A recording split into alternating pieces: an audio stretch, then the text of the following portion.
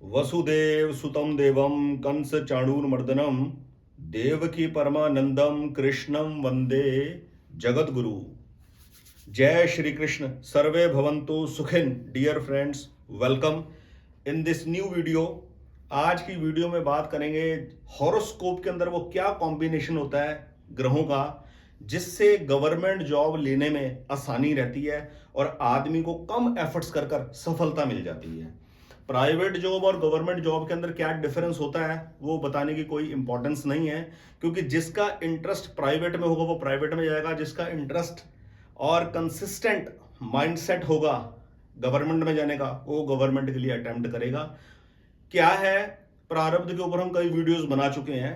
प्रारब्ध पिछले कई जन्मों के अंदर हमारा जो रहन सहन था, जो हमारी आदतें थी, उसको लेकर हम इस जन्म में आए हुए हैं। और इस जन्म में जिन लोगों के साथ हमारा सुख और दुख का एक्सचेंजिंग होगा, लेन देन होगा, उस हिसाब से कुदरत आदमी का एक माइंडसेट बना देती है कि उसको किस दिशा की तरफ बढ़ना है। उसका इंटरेस्ट लेवल उसी तरफ होता है जिस तरफ उसके लेन देन के संबंध लिखे होते हैं प्रारब्ध के अनुसार। ज्योतिष हमें मदद करता है यदि हम टाइम रहते, ये भी प्रारब्ध के अंदर ही होगा, ये प्रेरणा भी प्रारब्ध ही उसके मन के अंदर डालेगा कि आदमी का काम अंगूठी को पहनकर बनेगा या अंगूठी के बिना बन जाएगा। ठीक है, आदमी का काम ये कार्य करने के बाद होगा या ये बिना ये कार्य करे होगा। ये सब प्रारब्ध के लेन देन है, किस तरीके से आदमी ने लाइफ साइकिल में आगे बढ़ना है। तो आज स्पेशली बात करेंगे जन्म कुंडली के अंदर ग्रहों का क्या वो कॉम्बिनेशन होता है कि आदमी का इंटरेस्ट गवर्नमेंट जॉब की तरफ बनता है और गवर्नमेंट जॉब मिलने में उसे बहुत कम प्रयत्न कर कर कंपैरेटिवली दूसरों के हासिल करने में, जॉब हासिल करने में बहुत आसानी रहती है इस कॉम्बिनेशन के साथ में। बड़ा सिंपल और सरल कॉम्बिनेशन है, लेकिन आपको किसी किताब में, ज्योतिष की किताब में ये सूत्र मिलेंगे नहीं, कहीं नहीं मिलेंगे। बड़ा सिंपल है। सरकारी नौकरी लेने के लिए, सरकारी ओहदे पे पहुंचने के लिए जन्म कुंडली के अंदर विशेष रूप से कृपा चाहिए दो ग्रहों की, सूर्य की और गुरु की। सूर्य और गुरु जन्म कुंडली के अंदर किसी भी भाव में स्वराशि के हों, अपनी राशि के हों।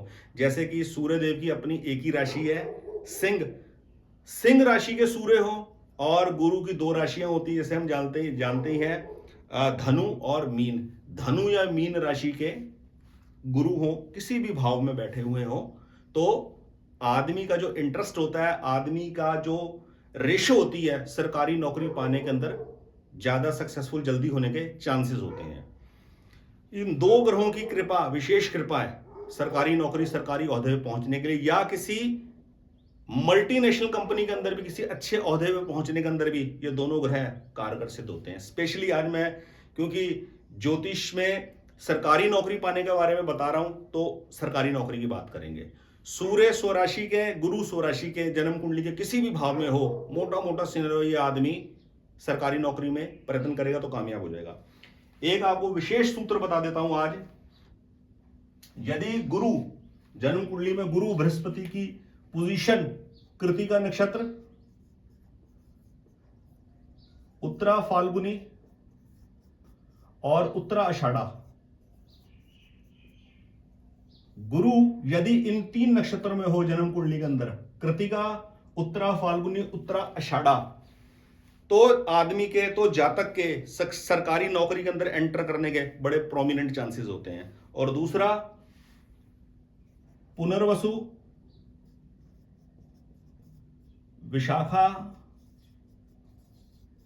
और पूर्वा भाद्रपद, इन तीन नक्षत्रों में यदि सूर्य की पोजीशन हो और इन तीन नक्षत्रों में कृतिका, उत्तरा फाल्गुनी, उत्तरा आषाढ़ा में यदि गुरु की स्थिति हो, तो आदमी के बहुत प्रोमिनेंट चांस होते हैं कि वो एग्जाम क्रैक कर देगा, गवर्नमेंट जॉब के अंदर एग्जाम क्वालिफाई कर जाएगा कम से कम एफर्ट्स के अंदर। कम से कम एफर्ट्स का मतलब, जैसे कुछ लोग सरकारी नौकरी 3-4 बार 5 अटेम्प्ट करने के बाद हासिल करते हैं, इस आदमी को उसके कंपैरेटिवली कम एफर्ट्स के अंदर, पढ़ना कम नहीं पड़ेगा ये मैं नहीं कह रहा, पढ़ना तो उतना बराबर ही पड़ेगा, लेकिन वो पढ़ा हुआ कामयाब है, उसके कम से कम एफर्ट्स के अंदर आदमी क्वालिफाई कर जाएगा। ये तीन नक्षत्र जो है, ये गुरु का नक्षत्र नहीं है, गुरु की पोजीशन इन नक्षत्रों में कह रहा हूं, कृतिका, उत्तरा फाल्गुनी, उत्तरा आषाढ़ा, ये सूर्य के नक्षत्र हैं।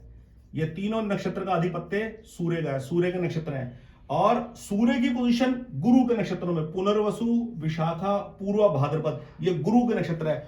गुरु के नक्षत्रों में सूर्य की प्लेसमेंट हो और सूर्य के नक्षत्रों में गुरु की प्लेसमेंट हो, आदमी किसी अच्छे ओहदे पे पहुंचता है, सरकारी पद के ऊपर पहुंचता है, एडमिनिस्ट्रेटिव सर्विसेज में जा सकता है, फॉरेन सर्विसेज के अंदर जा सकता है। ये कॉम्बिनेशन है सरकारी नौकरी के अंदर एंटर होने का। आर्म्ड फोर्सेस के अंदर कैसे आदमी एंटर करता है, नेक्स्ट वीडियो में मैं आपको बताऊंगा। आज की इस वीडियो में फ्रेंड्स इतना ही। छोटी वीडियो, छोटी जानकारी, सरल सटीक जानकारी।